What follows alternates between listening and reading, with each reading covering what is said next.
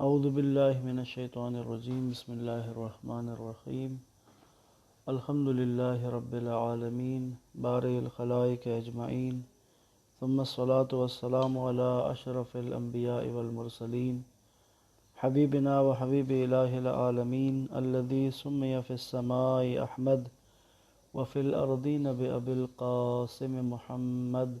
صلی اللہ علیہ وآلہ وسلم وعلى آلہ الطیبین الطاہرین المعصومین ولعنۃ الدائم علی اعدائہم اجمعین من یوم عداوتہم الی قیام یوم الدین۔ السلام علیکم ورحمۃ اللہ وبرکاتہ۔ دعا و مناجات کی اس محفل میں تمام احباب کو، برادران و خواہران کو خوش آمدید۔ ہم دعائے ابو حمزہ صومالی کا کل آغاز کیا تھا اور ایک حصہ اس کا کل پڑھ لیا تھا، جہاں سے ہم نے کل چھوڑا تھا وہیں سے آگے ہم آغاز کرتے ہیں۔ جیسا کہ پچھلے محافل میں بھی آپ سب کی خدمت میں گزارش کی تھی کہ یہ دعائیں پورا ایک نصاب ہے توحید کا، معصومین نے بہت آسان کر کے جزیات میں جا کر توحید کو ان دعاؤں کے اندر بیان کیا ہے۔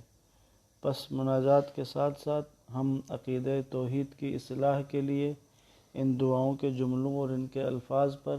وہ صفات جو پروردگار کی بیان ہوتی ہیں ان کی طرف متوجہ رہیں اور ان پر غور کریں، تو ایک خود توحید کے درجوں کو اپنے اس کو بہتر کرنے اور توحید کے اگلے درجوں پر منتقل ہونے اور اس میں بہتری لانے اور ترقی کرنے کا بہترین موقع ان دعاؤں کی وجہ سے مل سکتا ہے۔ آغاز کرتے ہیں دعا ابو حمزہ صومالی کا وہ حصہ جہاں تک ہم نے پڑھا تھا اور جہاں سے آگے آغاز کرنا تھا۔ بسم اللہ الرحمن الرحیم۔ اے پالنے والے، وہ کون سی نادانی ہے جس پر تیرا کرم وسعت نہ رکھتا ہو، یا وہ کون سا زمانہ ہے جو تیری مہلت سے دراز ہو، اور تیری نعمتوں کے سامنے ہمارے اعمال کی کیا وقعت ہے۔ کس طرح ہم اپنے اعمال میں اضافہ کریں کہ انہیں تیرے کرم کے سامنے لا سکیں، بلکہ تیری وہ رحمت گناہگاروں پر کیسے تنگ ہو جائے جو ان پر چھائی ہوئی ہے۔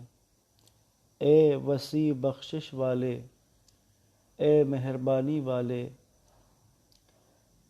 اے مہربانی سے بہت زیادہ دینے والے،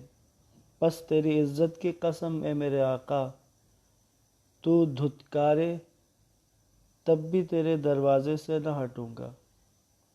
چونکہ مجھے تیرے جود و کرم کی معرفت ہے۔ اس لیے میں اپنی زبان کو تیری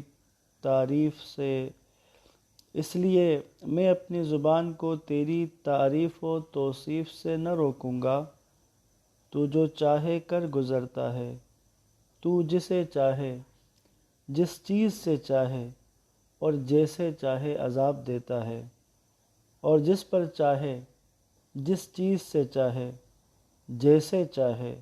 رحم کرتا ہے۔ تیرے فعل پر پوچھ گچھ نہیں کی جا سکتی، تیری سلطنت پر جھگڑا نہیں ہو سکتا، اور تیرے کام میں کوئی شریک نہیں، تیرے حکم میں کوئی ضدیت نہیں،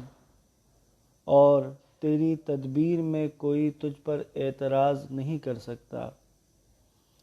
تیرے ہی لیے پیدا کرنا اور حکم فرمانا بابرکت ہے۔ بابرکت ہے وہ اللہ جو جہانوں کا پالنے والا ہے۔ اے پروردگار، یہ ہے اس شخص کا مقام جس نے تیری پناہ لی، تیرے سایہ کرم میں آیا، اور تیرے ہی احسان اور نعمت کا طلبگار ہوا ہے، اور تو ایسا سخی ہے کہ تیرا دامن عفو تنگ نہیں ہوتا، تیرے فضل میں کمی نہیں آتی، اور تیری رحمت میں کمی نہیں پڑتی۔ ہم نے اعتماد کیا ہے تجھ پر، تیری دیرینہ درگزر عظیم تر فضل و کرم اور تیری کشادہ تر رحمت کے ساتھ۔ تو اے میرے پالنے والے، کیا تو ہمارے اچھے گمان کے خلاف کرے گا یا ہماری کوشش ناکام بنا دے گا؟ نہیں اے مہربان، تجھ سے ہم یہ گمان نہیں رکھتے اور نہ تجھ سے ہماری یہ خواہش تھی۔ اے پالنے والے، بے شک تیری بارگاہ سے ہماری بہت سی لمبی امیدیں ہیں، بے شک ہم تیری بارگاہ سے بڑی بڑی آرزوئیں رکھتے ہیں۔ ہم تیری نافرمانی کرتے ہیں تو بھی ہمیں آس ہے تو ہماری پردہ پوشی کرے گا،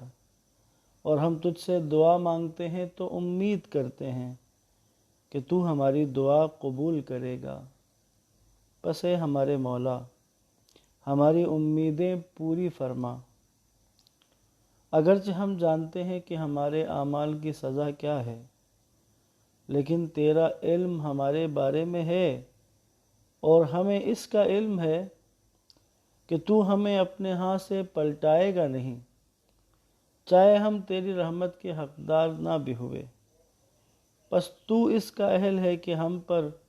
اور دوسرے گناہگاروں پر اپنے وسیع تر فضل سے داد و پیش کرے۔ پس ہم پر ایسا احسان فرما کہ جس کا تو اہل ہے، اور ہم پر ایسی سخاوت کر کیونکہ ہم تیرے انعام کے محتاج ہیں۔ اے بخشنے والے، تیرے ہی نور سے ہمیں ہدایت ملی، تیرے فضل سے ہم مالا مال ہوئے، اور تیری نعمت کے ساتھ ہم صبح و شام کرتے ہیں۔ ہمارے گناہ تیرے سامنے ہیں، اے اللہ، ہم تجھ سے ان کی بخشش چاہتے ہیں، تیرے حضور توبہ کرتے ہیں۔ تو نعمتوں کے ذریعے ہم سے محبت کرتا ہے، اور اس کے مقابل ہم تیری نافرمانی کرتے ہیں۔ تیری بھلائی ہماری طرف آ رہی ہے اور ہماری برائی تیری طرف جا رہی ہے۔ تیرا مجھ سے یہ سلوک ہے کہ تیری طرف سے مجھے بھلائی پہنچتی ہے، اور جواب میں حق یہ بنتا ہے کہ میری طرف سے تیری طرف اطاعت جائے، فرما برداری جائے، جبکہ عملاً یہ ہو رہا ہے کہ تیری طرف سے میرے لیے تو بھلائی آ رہی ہے اور میری طرف سے تیرے لیے برے اعمال جا رہے ہیں، برائی جا رہی ہے۔ تو ہمیشہ ہمیشہ کے لیے عزت والا بادشاہ ہے، تیرے پاس ہمارے برے اعمال جاتے ہیں تو بھی تجھے ہم پر اپنی نعمتوں کی بارش سے روک نہیں سکتے،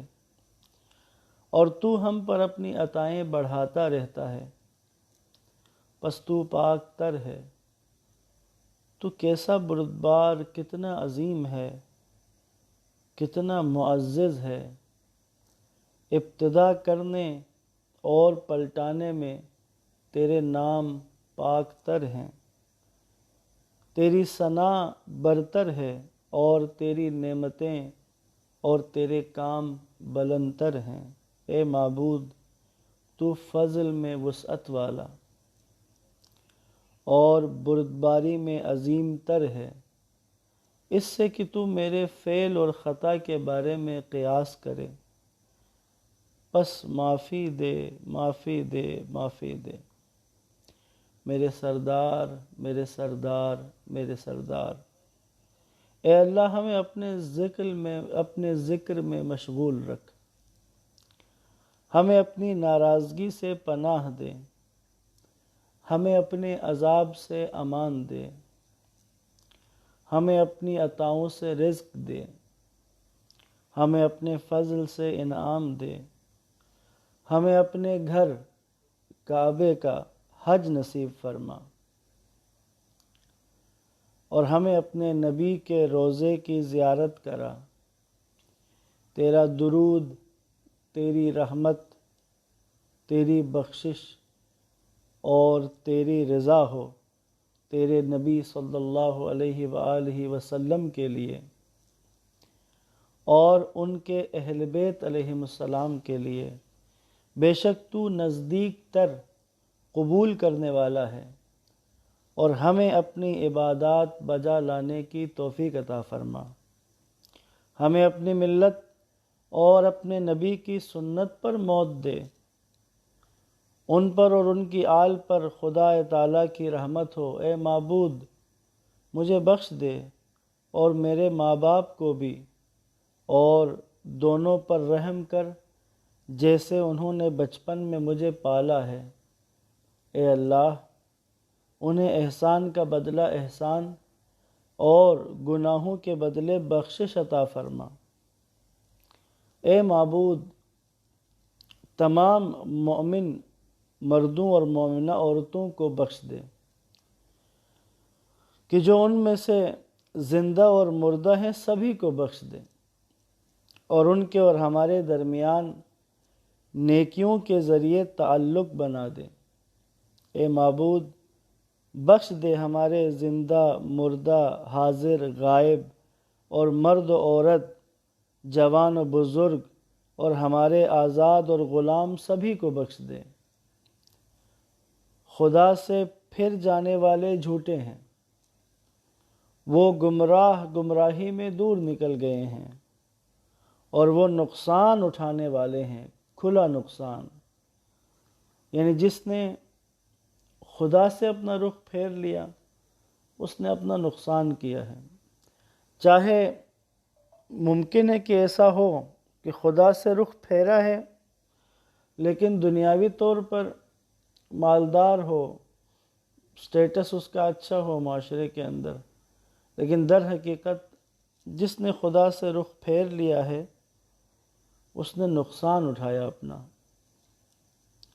کھلا نقصان۔ اے معبود حضرت محمد صلی اللہ علیہ وآلہ وسلم اور آل محمد علیہ السلام پر رحمت فرما، اور میرا خاتمہ بخیر فرما، اور دنیا و آخرت میں میرے اہم کاموں میں میری مدد فرما، میری حمایت فرما، اور مجھ پر کسی ایسے کو مسلط نہ کر جو مجھ پر رحم نہ کرے، اور میرے لیے اپنی طرف سے باقی رہنے والا نگہبان قرار دے۔ اپنی دی ہوئی اچھی نعمتیں مجھ سے نہ چھین، اور مجھے اپنے فضل سے روزی عطا کر جو کشادہ، حلال اور پاک ہو۔ اے معبود مجھے اپنی پاسداری میں زیر نگاہ رکھ اور اپنی حفاظت میں محفوظ فرما، اپنی حمایت میں مجھے امان دے، اور مجھے اس سال اور آئندہ سالوں میں اپنے گھر بیت اللہ کا حج نصیب فرما، اور اپنے نبی صلی اللہ علیہ وآلہ وسلم اور ائمہ علیہم السلام کے مزارات کی زیارت نصیب فرما کہ ان سب پر سلام ہو۔ اے پروردگار ان بلند مرتبہ بارگاہوں اور ان بابرکت مقامات سے مجھے برکنار نہ رکھ۔ اے معبود مجھے ایسی توبہ کی توفیق دے کہ پھر تیری نافرمانی نہ کروں۔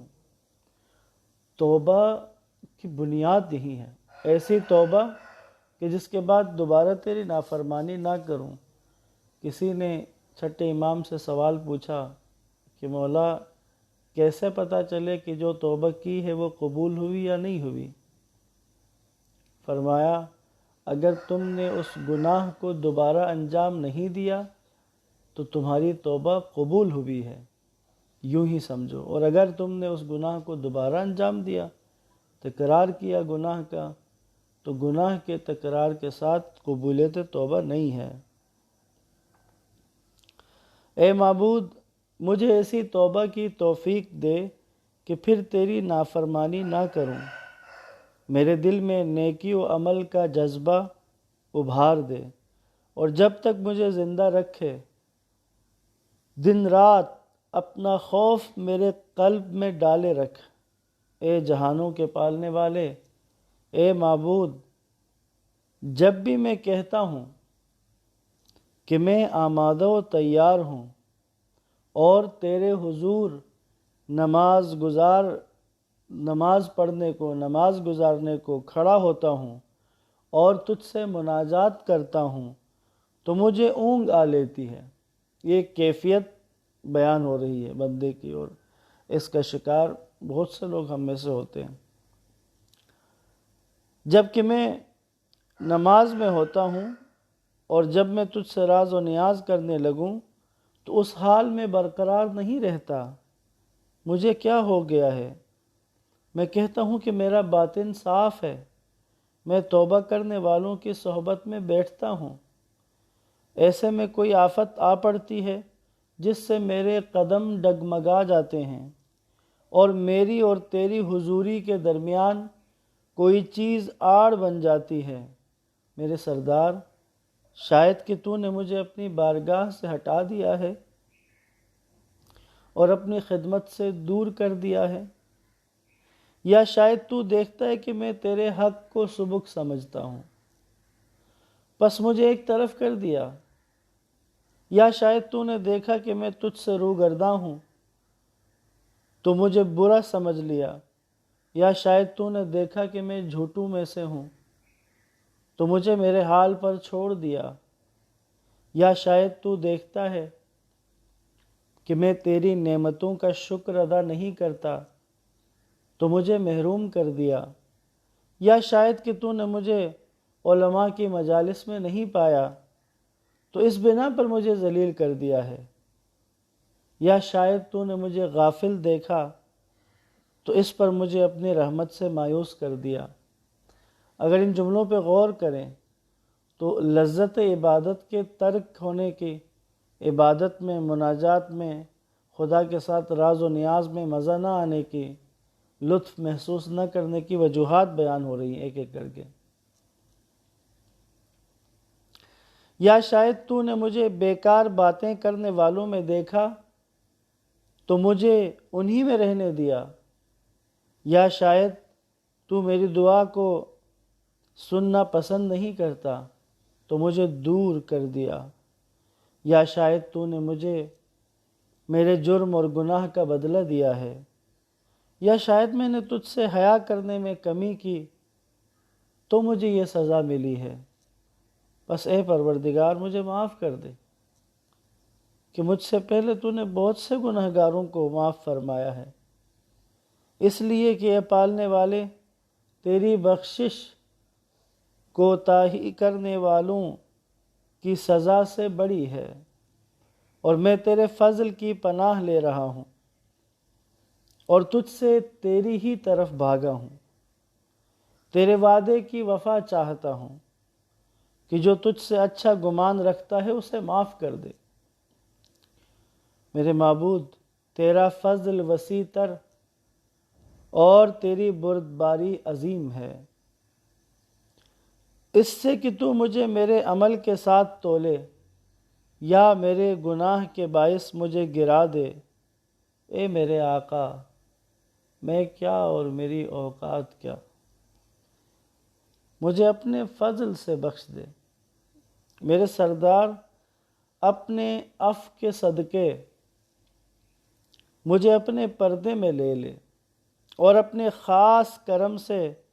مجھے سرزنش سے معاف رکھ۔ میرے سردار، میں وہی بچہ ہوں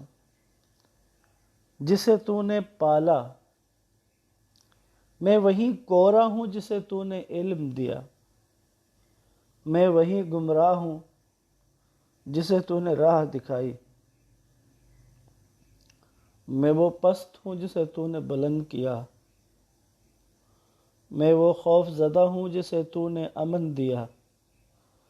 میں وہ بھوکا ہوں جسے تو نے سیر کیا، اور میں وہ پیاسا ہوں جسے تو نے سیراب کیا، میں وہ عریاں ہوں جسے تو نے لباس دیا، میں وہ محتاج ہوں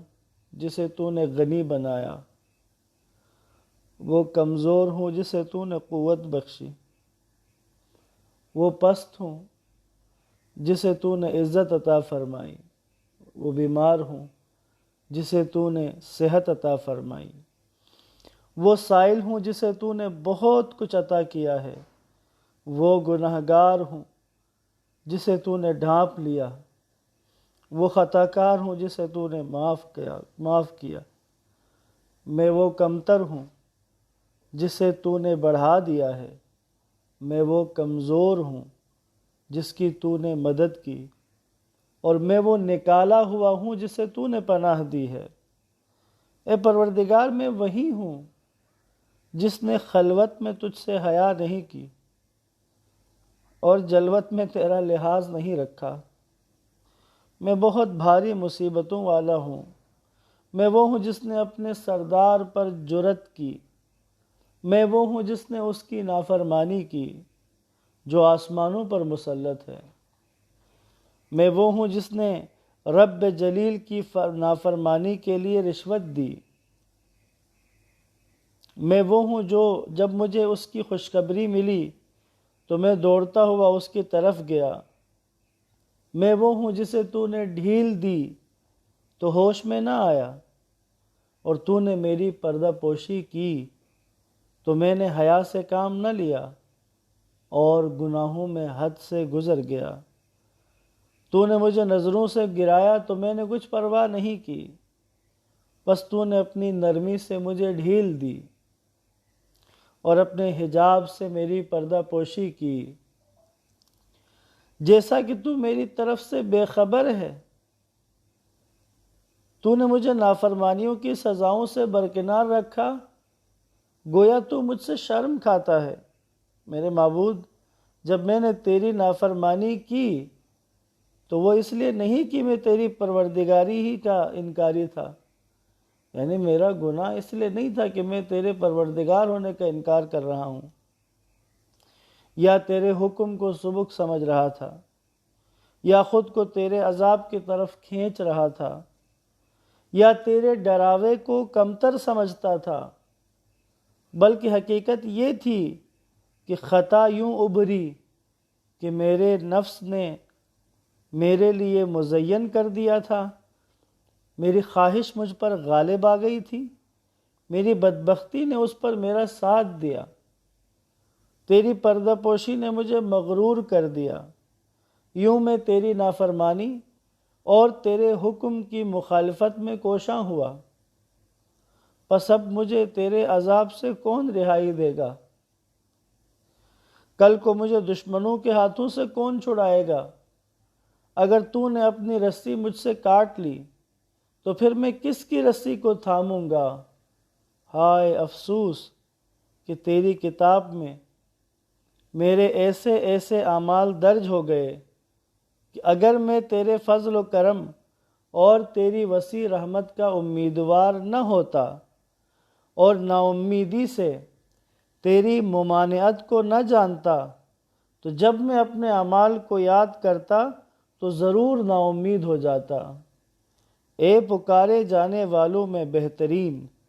اور امید کیے جانے والوں میں برتر، اے معبود، میں اسلام کی پناہ میں تجھ کو اپنا وسیلہ بناتا ہوں۔ احترام قرآن کے ساتھ مجھے تجھ پر بھروسہ ہے اور میں تیرے نبی امی، قرشی، ہاشمی، عربی، تہامی، مکی، مدنی صلی اللہ علیہ وآلہ وسلم سے محبت کے واسطے سے تیرے قرب کا امیدوار ہوں، بس میری اس ایمانی انسیت کو وحشت میں نہ ڈال اور میرے ثواب کو اپنے غیر کے عبادت گزار کا ثواب قرار نہ دے، کیونکہ ایک گروہ زبانی کلامی مومن ہے تاکہ اس کے ذریعے ان کا خون محفوظ رہے، تو انہوں نے اپنا مقصد پا لیا، لیکن ہم تجھ پر اپنی زبانوں اور دلوں سے ایمان لائے ہیں تاکہ تو ہمیں معاف کر دے، بس ہماری امید پوری فرما اور اپنی آرزو ہمارے سینوں میں بسا دے۔ اور ہمارے دلوں کو ٹیڑھا نہ فرما۔ اس کے بعد کہ جب تو نے ہمیں ہدایت دی، اس کے بعد کہ جب تو نے ہمیں ہدایت دی ہے اور اپنی طرف سے ہم پر رحمت فرما کہ بے شک تو بہت دینے والا ہے۔ پس قسم ہے تیری عزت کی کہ اگر تو مجھے جھڑک دے تو بھی میں تیری بارگاہ سے نہ ہٹوں گا، اور تیری توصیف کرنے سے زبان کو نہ روکوں گا، کیونکہ میرا دل تیرے فضل و کرم اور تیری وسیع رحمت کی معرفت سے بھرا ہوا ہے۔ تو غلام اپنے مولا و آقا کے سوا کس کی طرف جا سکتا ہے؟ اور مخلوق کو اپنے خالق کے علاوہ کہاں پناہ مل سکتی ہے؟ میرے اللہ، اگر تو نے مجھے زنجیروں میں جکڑ دیا اور دیکھتی آنکھوں مجھ سے اپنا فیض روک دیا اور لوگوں کے سامنے میری رسوائیاں عیاں کر دی اور میرے جہنم کا حکم صادر کر دیا، اور میرے اور نیک لوگوں کے درمیان حائل ہو جائے، تو بھی میں تجھ سے امید نہ توڑوں گا، تجھ سے عفو درگزر کی امید رکھنے سے باز نہ آؤں گا، اور میرے دل سے تیری محبت ختم نہ ہوگی۔ میں دنیا میں دی گئی تیری نعمتوں اور گناہوں پر تیری پردہ پوشی کو ہرگز نہیں بھول سکتا۔ اے میرے آقا، میرے دل سے دنیا کی محبت نکال دے اور مجھے اپنی مخلوق میں سب سے بہتر نبیوں کے خاتم محمد مصطفیٰ صلی اللہ علیہ وآلہ وسلم اور ان کی آل علیہ السلام کے قرب میں جگہ عنایت فرما، اور مجھے اپنے حضور توبہ کے مقام کی طرف پلٹا دے، اور مجھے خود اپنے آپ پر رونے کی توفیق دے، کیونکہ میں نے اپنی عمر ٹال مٹول اور جھوٹی آرزوؤں میں گنوا دی، اور اب میں اپنی بہبودی سے مایوس ہو جانے کو ہوں، تو مجھ سے برا حال اور کس کا ہوگا؟ اگر میں اسی حال کے ساتھ اپنی قبر میں اتار دیا گیا، اگر میں اس حال کے ساتھ اپنی قبر میں اتار دیا جاؤں جبکہ میں نے قبر کے لیے کچھ سامان نہیں کیا اور نیک اعمال کا بستر نہیں بچھایا کہ آرام پاؤں، ایسے میں کیوں زاری نہ کروں کہ مجھے نہیں معلوم میرا انجام کیا ہوگا۔ میں دیکھتا ہوں کہ نفس مجھے دھوکہ دیتا ہے اور حالات مجھے فریب دیتے ہیں۔ اب موت نے میرے سر پر اپنے پرآن پھیلائے ہیں،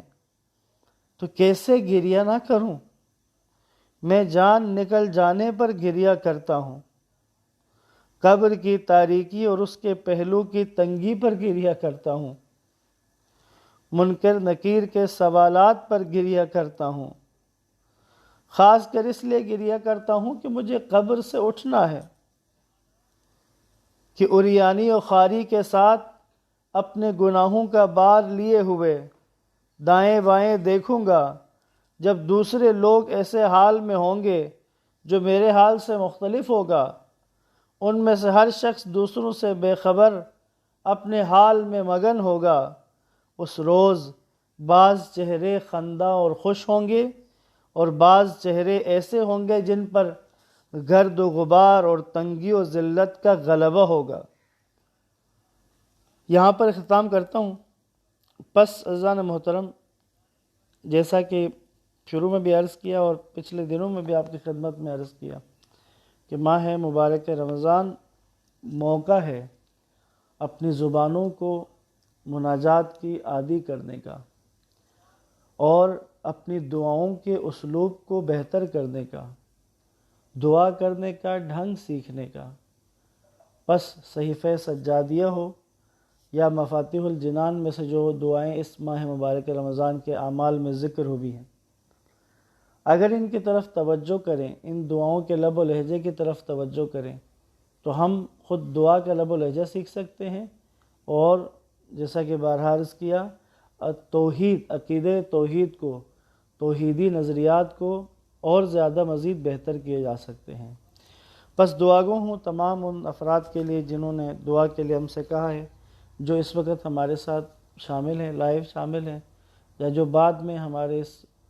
دعائیہ محافل سے استفادہ کریں گے، سب کے لیے دعا گو ہوں کہ خدا سب کی مشکلات کو آسان فرمائے،